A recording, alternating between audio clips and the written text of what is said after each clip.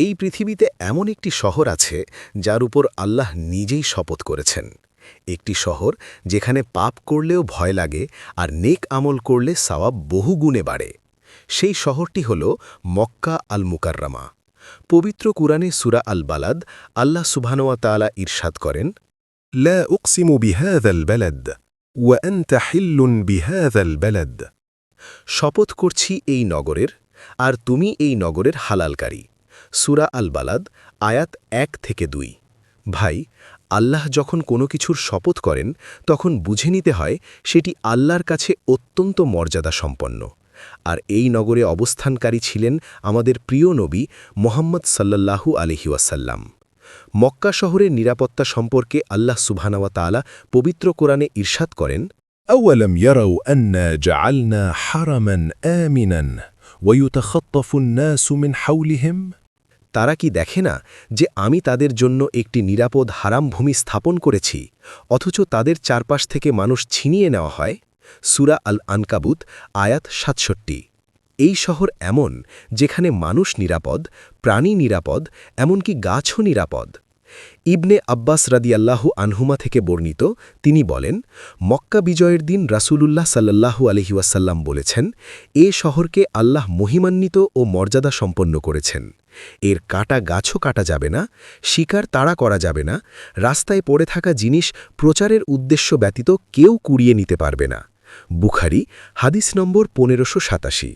দেখুন ভাই, মানুষ তো দূরের কথা, গাছ কাটাও নিষিদ্ধ। এই বিষয়ে আরও দুটি সাহি হাদিস রয়েছে যা সাহি বুখারী ও সাহি মুসলিমে বর্ণিত। আবদুল্লাহ ইবনে আব্বাস রাদিয়াল্লাহু আনহুমা থেকে বর্ণিত, রাসূলুল্লাহ সাল্লাল্লাহু আলাইহি ওয়াসাল্লাম মক্কা বিজয়ের দিন বলেছেন, নিশ্চয়ই এই শহরকে আল্লাহ আসমান ও জমিন সৃষ্টির দিন থেকে হারাম অর্থাৎ পবিত্র করেছেন। অতএব কিয়ামত পর্যন্ত এটি আল্লাহর হারাম করা হিসেবে পবিত্র থাকবে।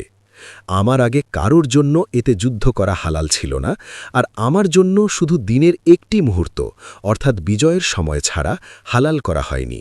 সুতরাং এটি কিয়ামত পর্যন্ত আল্লাহর হারাম করা হিসেবে পবিত্র। অর্থাৎ এটি কোনো মানুষের বানানো নিয়ম না, এটি আল্লাহর চিরন্তন বিধান। মক্কায় পাপের ভয়াবহতা নিয়ে পবিত্র কোরআনে আল্লাহ সুবহানাহু ওয়া তাআলা ইরশাদ করেন, ومن يرد فيه بإلحاد بظلم نذقه من عذاب أليم।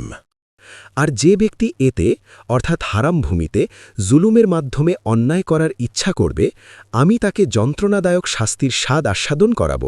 সূরা আল হজ আয়াত ২৫। শুধু কাজ নয়, পাপের ইচ্ছাও এখানে ভয়ঙ্কর।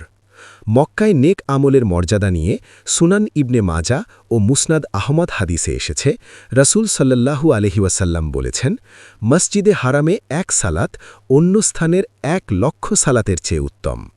অর্থাৎ মসজিদে হারামে একটি সিজদা অন্য স্থানে ১,০০,০০০ সিজদার সমান। প্রিয় মুসলিম উম্মাহ, মক্কা শুধু একটি শহর নয়, এটি আল্লাহর বাছাইকৃত ভূমি। যে শহরের মাটিতে নবীদের পা পড়েছে, ফেরেশতারা নেমে এসেছে, আর কিয়ামত পর্যন্ত যার মর্যাদা অটুট থাকবে।